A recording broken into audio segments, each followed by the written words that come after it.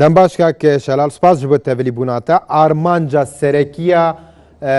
enekesê ji bo Mekteba Siyasî Yeketiya Niştimaniya Kurdistanê çi bû? پەیوەندی ئەنە کەسێ و ئێم و کەویناتی ئەنە کەسێ هەمویان ئەو پارتیەگەل ناو ئەنە کەسێ لەگەل یەکەتی نیشتمانی کوردستان پەیوەندین هەر دیرۆکی و کۆنن و ئێمە بۆمە گرنگی زۆر هەیە بەڕاستی پەیوەندیەکەمان زۆر باش بن لەگەل یەکەتی نیشتمانی کوردستان و لەگەل پارتی دیموکراتی کوردستان و لەگەل هەموو هێزێن سیاسی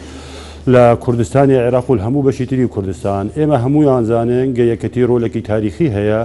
نەبەست لە کوردستانی عێراق لە بەشەکانی تری کوردستانیش بۆ ئەوە گرنگی زۆرە پەیوەندی ئەنە کەسێ ئەنجومەنی نیشتمانی کورد لەگەل یەکەتی نیشتمانی کوردستان بەر و پێشدا بچن هەر ئەو پەیوەندی بەردەوامن لە کاتی دروستبوونی ئەنجومەن و تا ئێستا و ئێمە هیوادارن گە ئەو پەیوەندی بەر و پێشدا بچن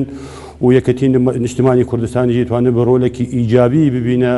بە سەبارەت بە ناکۆکی لە بینی ئەنجومەنی نیشتمانی کورد و لە بینی هەواڵانی تەفدەم لە کوردستانی سووریا تێگوتن کو ji ber ku yeketî gelek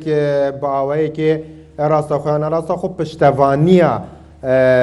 pêdê yan ku em bêjin tevdemê diket di dema derbasbûyî de û heta niha jî lewra jî enekese jî xwestiye ev peywendiye bi yeketiyê jî çêbigetin û bêtir li ser wê mijarê bûye ئێمە وەکو ئەنە کەسێ نەتوانن بە یەکەتی بڵێن یا بە پارتی بڵێن یا بە گۆڕان بڵێن یا بە هەر پارتیکی لە بەشێکی تری کوردستان بڵێن با پەیوەندیەکەتان لەگەڵ فلان هەبێ یا لەگەڵ فلان نەبێ یەکەتی نیشتمانی کوردستان و هەموو حیزبەکانی تریش ئەوە ئازادن بۆ پەیوەندیە خوا لەگەڵ هەر هێزێکی سیاسی لە ڕۆژئاوای کوردستان لە کوردستانی سووریا دروست بکەن ئێمەشی وەکو ئەنە کەسێ هەر ئازادن گە پەیوەندی ئێمە لەگەڵ هەموو بەشەکانی تری کوردستان و لەگەڵ هەموو هێزی کوردی لە هەرسی پەرچی تری کوردستان هەر بەر و پێش دەبچن ئێمە هیوادارن وەکو پێش ئێستاش بەڵگوت یەکەتی نیشتمانی کوردستان تەوازنی پەیوەندیەکانی هەبە لە ڕۆژئاوای کوردستان لە بینی تەوازن نەبوو هەتا نەها کاک شەلال بەڵێ حتا نها ئەو تەوازن نەبە و تو بەحسکەیوی دخوازی یەکەتی تەوازنێکی دروست بکە ئەو تەوازن هەمومان زانن و ڕای گشتیش زانە و یەکەتی نیشتمانی کوردستان جواب بزانم دەڵێگە ئەو تەوازن نەبوو یەکەتی نیشتمانی کوردستان پەیوەندی زیاتر لەگەڵ تەفدەم بەر و پێشدا دەچن و هەمومان زانن گە پەیوەندیەکەیان لەگەڵ تەفدەمی زۆر بەر و پێشن بەڵام پەیوەندی یەکەتی نیشتمانی کوردستان لەگەڵ ئەنە کەسێ ئەوە زیاتری ساڵک تا دو ساڵ ڕۆژ بە ڕۆژ بەر و پاش دەدەچوون بەڵام ئەو پەیوەندی ماون باندۆڕیان نێرێنی هەبوونە ئەم زیاری ئەم شاندی ئەنە کەسێ بە سەرۆکاتی بەڕێز براهیم برۆ سەرۆکی ئەنجومەنی نیشتمانی بۆ سەردانی وان بۆ شاری سلێمانی و کۆبوونەوە لەگەڵ مەکتەبی سیاسی یەکەتی نیشتمانی کوردستان بە قەناعەتی من ئەوە دەبێ قاعیدەیەکی باشتر و هەر دەبێ نقطەیەکی ئەنتیلاق بۆ باشکردن و پێشکەتنی ئەو پەیوەندی لە بینی هەردوولا پەیوەندیان ئەنە کەس و تەفدەمێدا دەبێژن دنهادا دخراپترین ئازدانە ڕاستە پەیوەندی ئەنجومەن ئەنە کەسێ و تەفدەمێ ئێستا زۆر خراپن و وارێکی زۆر نەباش دەنە هەموومان زانن گە ئێستا لە کوردستانی سووریا لە سەرانسەری شارەکانی کورد هەر خۆپێشاندانی ئەنە کەسێ بەردەوامن لە دژی سیاسات و لە دژی تەسەڕوفاتی تەفدەمێ باشە دیارەگە پەیوەندیەکان زۆر بەر و پاش دەدەچن سەدەمێت تێکدانە پەیوەندیان کیە ئەنە کەسیان تەفدەمە سەدەم تەفدەمە دیارە گە تەفدەم هەموومان زانن هەر بە فەردیەت ئیشەکە و ئەوە هەر ناتوانێت کەسێکی تری مختلف گەل مختلفە سیاسی قبولی بکرێ مخابن ئێمە مەرجێنوە چنە و قبول ناکەن کاکێ جەلالانی مەرجێنوێن دیاریکری دڕۆژاوای کوردستانێدا کۆخۆنیشاندانان لە داردخان هین لەسەر نەڕازینە چنەک و تەفدەم قبول ناکە تەفدەم وەکو هەموومان زانن مەسەلی منهاجی مناڵان دبستانان گە ئێستا بوونە بە منهاجن ئیدیۆلۆژی حزبی ینی تەحەزوبی تعلیم لە ڕۆژئاوای کوردستان ئەوە خەتەرێکی گەورەیە هەندێکی خواردنا کوردینە ساعد ئەوە یەک ئەیدی تر مەسەلی تەجنیدی ئیجباری گبوویە سەدەمەک ڕۆژئاوای کوردستان لە گەنجەکانی کورد خاڵی بووە ئەو نەزیفی بەشەریگە لە کوردستانی سووریا بەردەوامە لە سەتا هەشتا ئەوە مەسئولیەتی تەفدەم و مەسئولیەتی کانتۆناتە ئەوە ئێستا دەسەڵاتن لە ڕۆژئاوای کوردستان ئەنە کەسێ بۆ ئەوان خۆپێشاندانە و ئەو خۆپێشاندان بە قەناعەتی من وێ هەر بەردەوام بن باشە کاک شەلالانی لە ڕۆژئاوای کوردستانی تو دەبێژی گەنج وێرێ ڤاڵا دکەن و دەردەچەن و تەفدەمێت تۆمەت بارد بکەی بوویەکە بەلێ دەمێکیدا نهادا ئەمریکا دخوازە هێزێ بشینە ڕۆژاوای کوردستانی پەیوەدارێ وەزارەتە دەرەوەی ئەمریکا دەبێژە ئەم بە ئاوەیەکە ڕاستەوخۆ پشتەوانیا شەروانان دکەین لە ڕۆژاوای کوردستانی و تاکە هێزا پەیمانیامەیە کو لە دژی داعشە بەیانی چما لە ڕۆژاوای کوردستانی هینوەسا دەبینن ڕەشبینن نەک گەشبین دەمێکیدا لێر وەکە ئەو دەبێژن شۆڕەش تێکردن ڕەوش ڕەشبینن نە ئەم وادبینن هەموو کەسێک وادبینن و خەڵک وادبینن یعنی نەوەکو ئێمە وەکو ئەنجومەن ئەم وادبینن یا وەکو پێکهاتیە ئەنجومەن خەڵکی ڕۆژئاوای کوردستان ڕەوشێ ڕەش دەبینن بۆ و بەهوەریەوە بمستەقبل بەهوەریە ئەوان بە ئایندەی نییە ینی بۆ ئەوە خەڵک پەنابەر دەبێت بە سەد هەزاران وەکو هەمومان دەبینن گەنەزیفێکی بەشەری لە ڕۆژئاوای کوردستان لە هەموو شار و گوندەکان هەر بەردەوام و ئەوەشی خەتەرێکی دیمۆگرافی گەورە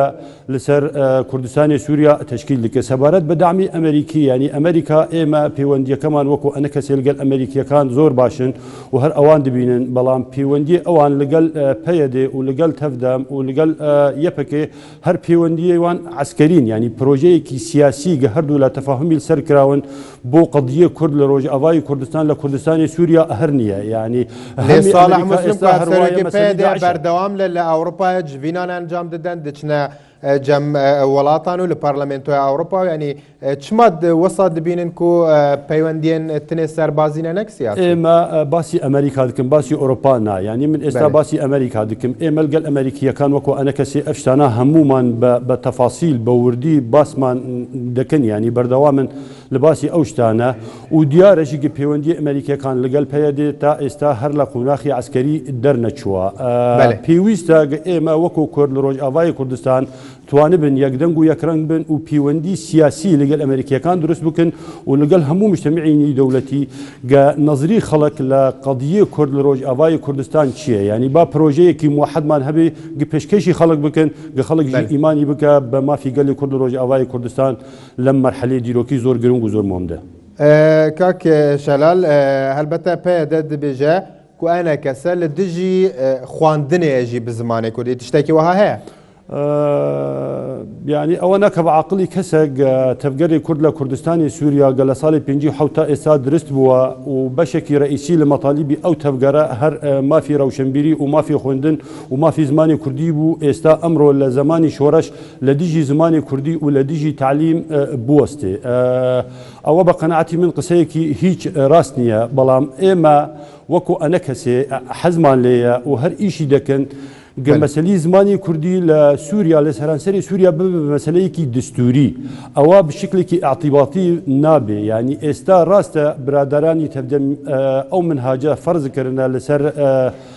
شار و گوندەکانی کورد لە کوردستانی سووریا بەڵام ئەنجام چییە؟ ئەنجام ئێستا زۆربەی دبستان دایخستن ئێستا خەڵک نار بۆ مناڵی خەڵک نارە بۆ مەدرسەکان کەسی تعلیم مەسلەی تعلیم لە کوردستانی سووریا ئێستا تعتیل بووە وەستاوە یعنی مەردودی ئەوە ئێستا بالعکسە ئەنجامی باش نییە لەسەر ملەتی کورد لەسەر مەسلەی تعلیم لەسەر زمانی کوردی ئەو زمان بەر و پاسی دچێ بە قەنەعەتی من جەماعەتی تەفدەم توانە بن ئیعادەت نەزەر ئەو سیاست بکن و ئەو خە پێشاندانی گە دروست جی دەبن ئەوە خەڵک دەردچن دۆزی مافی مناڵی خۆی دەکەن دۆزی لە پێش خۆ پێشاندانەکە کێشەلەنی گەلێک بەحسا خۆ پێشاندانان دکەی لە ڕۆژاوای کوردستانێدا ددەمێکیدا دنەهادا لە گوندەوارن حەسێکێ شەڕ بەردەوامە ڕۆژاوا درەوشەکە شەردا دەرباز بەینێ خۆنیشاندانن دنەهادا مەترسیش بۆ سەر ڕۆژاوانیە ددەمێکیدا چما بە ئالین گوتوبێژان سەردانان ناوبەرکاریە ئالین سیاسی ئاریشیان چارەسەر نەکەن هەند پشتەوانیا خۆ پێشاندانان دیکەن مەترسی لەسەر ڕۆژئاوا هەیە و زۆرە مەترسیە ئەم بریارانی گەل لە حکوومەتی کانتۆنەکان دەردەچن ئەوەژی مەترسین گەورن و مەزنن کاکەجان پێویستە ملەتی کورد لە پێش ئەم هەموو خەتەرەکان بوەستێ مەسلەی خۆ پێشاندانیش خەتەری خۆ پێشاندان هیچ نییە ینی لە هەموو دنیا مافی هەر کەسێکە گۆ خۆ پێشاندان بکە خۆ پێشاندانی ئاشتیانە خەڵک ئێستا لە ڕۆژئاوای کوردستان دەکەن ئەوە بۆ خەتەری هەیە لەسەر ڕۆژئاوای کوردستان من تێناگەیم چۆن خەتەری خۆ پێشاندان هەیە لە هەموو وڵاتانی جیهان لە ئەمریکا و لە فەرەنسا و لە چارهاوێری دنیا خەڵکی خۆ پێشاندان دەکە و دۆزا مافی خۆی دکە بۆ لە ڕۆژئاوای کوردستان ئەوە قەدەغەیە و خەتەری لەسەر ڕۆژئاوای کوردستان تشکیل ئەکرێ لە بیرمە گە ڕژیمی سووریاژی هەر وای دوگوت لە ئەوە نیو قرن تا ئێستا دگۆ خۆ پێشاندان قەدەغەیە چونکۆ سووریا ئێستا وڵاتێکی مواجهەی هەیە و شەری ئیسرائیل دکە و نابە خەڵکی سووریا خۆ پێشاندان بکە و نابە سەحافە و ئەعلامی حور هەبوو و نابە کەسێک قسەی بکە یعنی ئەو قسانە بە قەناعەتی من خزمەتی قەدیە کورد ناکە لە ڕۆژئاوای کوردستان و پێویستی ئێمە دەستوری بدن بە خەڵک باخۆ پێشاندان بکن و دۆزە و مافی خۆی بکن. شێرزاد عزیز بدەم نوێنەرێک کانتۆنا لە باشووری کوردستانê di daxuyaniyekê de dibêje em dizanîn enek kese bêaza hindek aliyên siyasî bêaza hindek cihan wiha tev digere û dixwaze rewşa Rojavayê Kurdistanê têk bide. Rewşa Rojavayê Kurdistanê sed kes yan hezar kes li şarê Dêrîk ya li şarê Çelaxa ya li şarê Qamişlo ya li Amude xwe pêşandan bike rewş têk naçe. Belê. و هەمومان دەزانین ژی ئەنجومەنان نیشتیمانی کورد بە ئیعازی کەسێک ئیش ناکە یعنی با برادران بڵێن ئەو ئیعازی کێیە نازانم ئەو ئیعازی کێیە و بۆ ئەنە کەسێک ئیعاز وەردەگرە ئەو دەسەڵاتی ئێستا لە ڕۆژئاوای کوردستان هەیە گەل لە خۆپێشاندانی سەد کەسیان هەزار کەس بترسێ ئەوە کێشەی لای ئەوانە بە قەناعەتی من ئەو کێشە لە لای خەڵک نییە و لە لای ئەنە کەسێش نییە. بله ایک جه بابت دل روشاوای کردستان کو تی گوتن بردام نقاشاوی تی کرن کو پاروبونه که لروشاوای کردستان دنا بر عالیان سیاسی به تایبەتی جه ام بیجین اینه کسا و تبدأ موجی بجی کرنا سیاستن حزبین باشوریان لیک نزیک بونه جوانو به او جبخوا بکارتینن مینا بلند کرنا اوینین جلال طالبانی مسعود بارزانی عبدالله اوجلان دنا بر روشاوای کردستان دا اف حالتک سروشتی دبینی کو هفرکین پارتین ورجی ایدولوژیان سر کردن باشورجی دروشاوای کردستان دا به بجی کرن کوردی سووریا ینی وەکو هەمومان زانن لە دیرۆ خزمەتی قەدیی کورد لە بەشەکانی تری کوردستان کراون و تەسیری ئایدۆلۆژی ئێ پەکەکە ئێ بەڕێز عەبدەڵڵا ئۆجەلان و بەڕێز مەسعود بارزانی و بەڕێز مام جەلال هەر لەسەر کوردەکانی سووریا هەیە ینی بەشێک لە کوردی سووریا متەئەسرن بە ئیدۆلۆژی عەبدەڵڵا ئۆجەلان و بەشێکی تر بە ئیدۆلۆژی بارزانی و بەشێک بە ئیدۆلۆژی مام جەلال تاڵبانی ئەوە بە قەناعەتی من زاهیرەیەکی خەتەر نییە لەسەر ڕۆژئاوای کوردستان بەڵام پێویستە گە کوردی سووریا خەڵکی کوردستانی سووریا دەزانبن گە قەدیەکی ئەوان هەیە قەدیە کورد لە کوردستانی سووریا لە قامشلۆ و عەفرین و دێریکە نابە لە دیاربەکر بە یان لە هەولێر بە یان لە مەهاباد بێ یان لە سلێمانی بە کوردی سووریا پێویستە ئەوە زانبن و هەمومان زانیجی گە کوردی سووریا لە دەستپێکی ئەم شۆڕەشتا ئێستا ڕۆلێکی زۆر گرنگ و مهمیان هەبوو گە دیفاعی لە مافی خۆی بکەن و بەشداری لە شۆڕەشی سووریا بکەن لە 5 ساڵ تا ئێستا. کاک شەلال ئاماژە بۆ یەکێ دکەی کو پێتوێ خەلکی ڕۆژاوای کوردستانê بزانە قەزیەکەوە هەیە بابەتێکەوە هەیە گرێدای وایە نە هەولێر و نە مابات و نە ئامەد جهێ چارەسەرکردن عریشێوانینن هین سەرکردن ڕۆژاوا ئەنەی کەسە و تەبدەم دەدەما دەربازبوویدا لە هەولێرێ بناوبەرکاریە مەسعود بارزانیدا دوو جوینێن و دوو لە فاتنێن و هاتنە لە دارخستن شماین بخواریشێن خوا چارەسەر ناکەن مادەم قەزیەکەوە هەبە قەزیامە وەگو مەگۆ لە قامشلۆ و عەفرین و کۆبانێ هەڵ دەبێ بەڵام ئەمەژی نە یعنی گە پەیوەندیەمە نەبن لەگەڵ بەشەکانی تری کوردستان کوردستانی عێراق عمقی ئێمەی ئستراتیجیە مەسعود بارزانی سەرۆکی هەرێمی کوردستانە بۆ مە فەخر و ئاعتیزازە گە هەموو تەوافقمان دروست ببن لە هەولێر و لە ژێر ئشرافی بەڕێز جەنابی سەرۆکی هەرێمی کوردستان و ئێمە داواژی دەکەن لە خلالی تلڤیزیۆنی ئێوە هەموو بەشەکانی تری کوردستان گە لە ئەم مەرحەلە کە توانە بن پیشگیر بن بۆ کوردستانی سووریا بۆ ملەتی کورد لە ڕۆژئاوای کوردستان چونکە ملەتی کورد لە کوردستانی سووریا ئێستا مەرحەلەیەکی زۆر دقیق و زۆر گرنگ و زۆر مهم دەیە لە هەر کوردێک تێخۆستن و لە هەموو هێزی سیاسی لە هەرچی بەشی تری کوردستانیشی گەتوانە بە ڕۆلێکی ئیجابی ببینن و توانە بن هەر خلاف گەل لە بینی کورد هەیە لە کوردستانی سووریا توانە بن وەکو ئەڵێ تەوافقێکی لە بینی کورد لە ئەو بەشی کوردستان دروست بکرن لەسەر مژارە لەشکری دەدەما دەربازبوویدا گەلێک گوتوبێش هاتنەکردن لەسەر پێشمەرگەی ڕۆژاوای کوردستانی ئەو مژارگاکو پێشمەرگەی ڕۆژئاوای کوردستانێک لە لای وەزارەتی پێشمەرگەی بەسەر حکوومەتی هەرێمی کوردستان پەروەردە بوون لە پاش شۆڕەشی سووریا ئەوە مافیان هەیە گە بگەڕن بۆ وڵاتی خۆی و دیفاع خاکی خۆ و ملەتی خۆی بکەن بەڵام بە قەناعەتی من ئەوەژی پێویستی هەیە بە تەوافقێکی کوردی لە ڕۆژئاوای کوردستان لە دەستپێک و ئەوە تەوافقێکی هەرێمی و نیودەوڵەتیش پێویستە ئێمە وەکو ئەنە کەسێ هەر داوا دکن و فشار دکن لەسەر دۆستانی خۆ و لەسەر برادرانی خۆی گەورە لە هەرێمی کوردستانی عێراق و بەشەکانی تری کوردستانجی ئەوە توانێت بن ڕۆلێکی ئیجابی ببینن بۆگە ئەو پێشمەرگەژی بڕۆین ڕۆژئاوای کوردستان و دیفاعی بکەن لەبەر وڵاتی خۆ لەبەر هەموو هەرێمەکانی کورد لە کوردستانی سووریا لە مامەعانی ئەو شەڕێگە لە سووریا بەردەوامە لە سەری 4 ساڵ تا ئێستا. یەک جوانە ڕێگیرین کو هەتا نەهات دەبێژن نهاتێ بەجیکردن وین داخوازیکەن وەکە هێزێک لە ڕۆژاوا شار بکە تەفدەمژی ویە پەکە دەبێژە مژارن لەشکری نابەتێکەلی سیاسەتێ بێنەکردن دەبێت تەبلی یە پەکە بە دژێر کۆنتترۆلەوادا بە وی چاخی بەشدار ببە. مەسەلەی بۆ بڕۆین تەبلیە پەکەی ببن بە قەنەعەتی من ئەوە تەرحەکی معقول نییە و واقعیش نییە ینی بەڵام ئێمە لە کوردستانی سووریا بە حاجەتن هێزێکی هاوبەش دروست بکەن هێزێکی کوردی جێشێکی کوردی سوپایەکی کوردی هاوبەش مشتەرەک دروست بکەن قیادەیەکی سیاسیش ئەو کاتە هەیئەیەکی تەخەسوسی وە گۆجارێکی دروست ببوو هەبە قیادی ئەو پێشمەرگە ئەو جێشی هاوبەشی کوردی بکرێ ئێمە ناڵێن وەکو ئەنە کەسە و من وەکو شەخص ناڵێن با کورد لە سووریا بە دو سوپا بن یا بە میلیشیات بن ینی جێشێکی ئەنە کەسی هەبوو جێشێکی تەفدەم هەبێ ئەوە خەتەرێکی زۆر گەورە لەسەر کورد ئەو کاتە تشکیل دەکرێت ئێمە پێویستە ئێمە وەکو ئەنە کەسە و هەواڵانی تەفدەم گفتوگۆ و حیوار لەگەڵ هەبووکن و دیالۆگ بکەن گەتوانە بن سوپایەکی مشتەرەک دروست بکەن لە ئەم قوناغە لە ئەم مەرحەلە دیفاعی لەبەر خاکی کورد و لەبەر ملەتی کورد بکە لە عەفرین و هەتا دێریک مەترسیەکە تێگوتن ینی ئەک ژیژە خاڵێندن کو ئەگەر دوو هێز هەبن لە ڕۆژ ئاوای کوردستانê دوو navên cuda hebin fermandeyên cuda hebin egerên şerê navxwe dirûzbûna aloziyan hin caran weke tevdem dibêje başûrê Kurdistanê bi nimûne diînin weke ew dibêjin helbete. من دبینم گەرەک ئەوە خەتی سۆر بە لە لای ئێمە من وەکو شەخص دەڵێم ینی ئێمە وەکو حزبجی دبینین وەکو حزبی چەپی دیموکراتی کورد لە سووریا ئەوە پێویستە لە لای هەر کوردێک لە ڕۆژئاوای کوردستانی خەتی سۆر بە دو سوپا دجێش لە کوردستانی سووریا ڕۆژئاوای کوردستان دروست ببێ هەر دەوێ هەمومان محاولە بکەم بنەوایی باش گەتوانە بن قوتێکی هاوبەش قوتێکی عسکەری هاوبەش مشتەرەک دروست بکەن. کنگرê Viyana tê li darxistin agahiyên we ji hene bejdar dibin? ئێمە وەکو ئۆپۆزیسیۆنی سووریا وەکو هەمومان دەزانن وەکو کوردی هەر بەشدار نابن لە ئەوە ئەو کۆنگرێ ڤیەنا مخابن درست بە هەموو خەڵک لێ دەدانیشن بەڵام سووریەکان وەکو دەسەڵات و وەکو ڕژیم و وەکو مکەوینات کەسێک تا ئێستا لێ بەشدار نەبووە.